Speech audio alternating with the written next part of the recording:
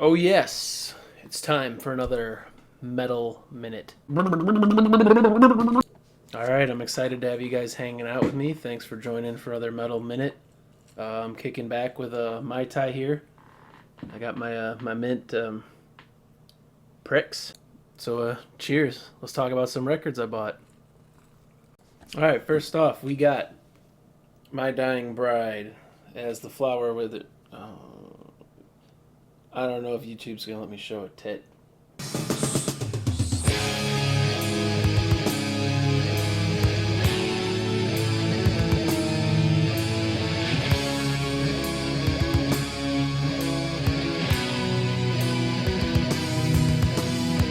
So yeah, I'll just strategically hold my hand here. So this is My Dying Bride's first record. It's got the most death metal influences by far. If you know anything about these guys, legendary group.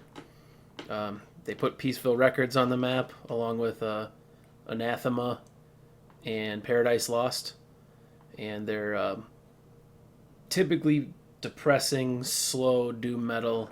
But this record is kind of a mix of death metal and doom metal. You know, so I bought this thinking this was one of my favorite records by them. Well, it turns out it's not. I don't think this has aged that great. I didn't really like the production. Tapers off a little bit, gets a little boring. It's just everything they did after this was so much better. That said, when this came out, it was pretty groundbreaking, and it's considered a good record. It's just a little overrated. Time hasn't done it any favors.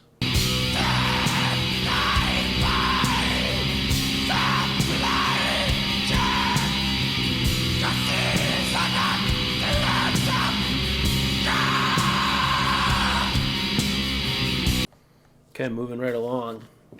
We got the mighty Burzum.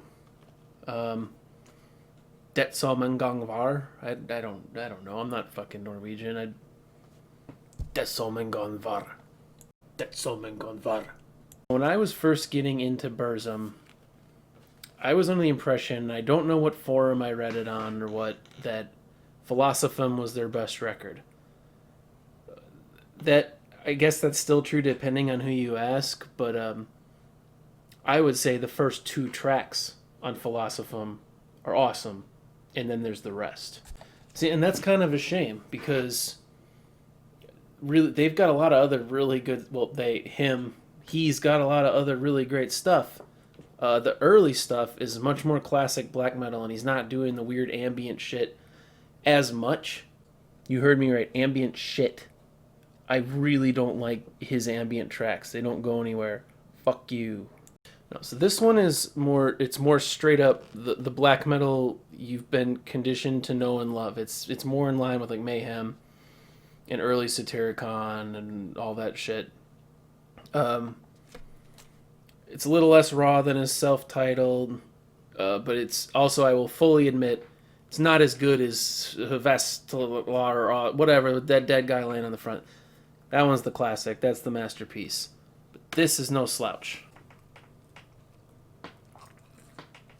Oh, fuck. Goddamn, my ties are good. Okay, third one I got. Blind Guardian, Imaginations from the Other Side.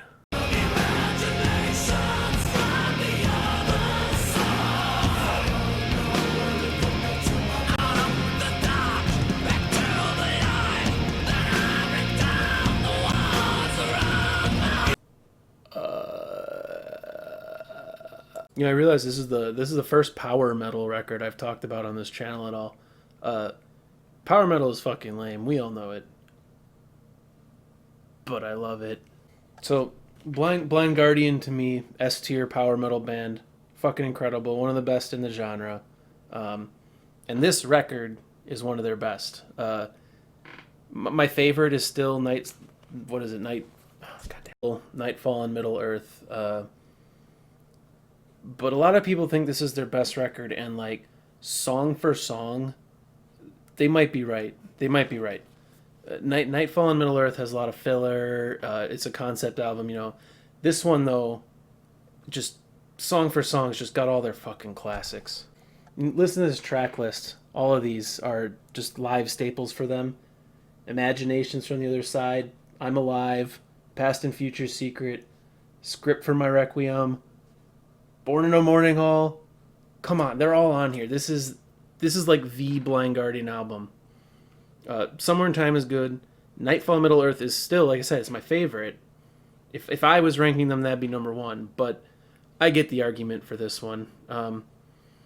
It's kind of a transitionary album for them. It's in between their early thrash speed metal roots before they fully went opera style, full out power metal. But this is like, it's not like puberty or something. It's a really graceful, awesome transition. And last one, my boys in Autopsy, Severed Survival.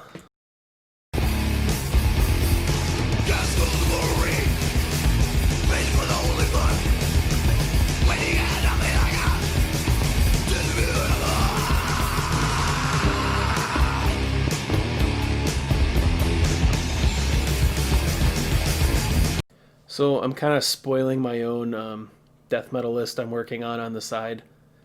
This is my favorite album by them. I like this more than Mental Funeral. Mental Funeral's got these great like doomy elements to it. This is just straight up chunky, disgusting death metal. One comment I would like to make though, I do hate the production on both the early Autopsy records. Why does the bass sound like a clumpy, gallopy? You know how everyone feels about the snare drum on Saint Anger? That's how I feel about the bass on the early Autopsy records. Come at me. I don't give a shit. I think it sounds like crap. But, that said, the album is so kick-ass and so iconic and so cool and such a staple in 90s death metal that I can get over bad production. I listen to a lot of shit with terrible production.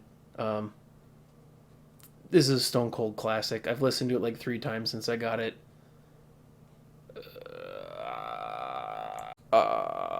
If you don't listen to Autopsy and you say you like death metal, you're fucking up. Okay, I had a lot more. I said a lot of stuff, but I've had a few of these, so we're just going to cut it all out. And all I'm going to say is like, subscribe, leave me a comment. Tell me that all 4 of these records suck. Tell me you love all 4 of them. Tell me to go fuck myself. Tell me to fuck my mom. I don't care, man. Do whatever you want to do. I'm too old to be on YouTube anyway. Kill yourself. Start fires. Take a shit on your neighbor's porch. Put one in their mailbox. Name your kid Jaden. I don't give a shit. Just go cause chaos. See you later.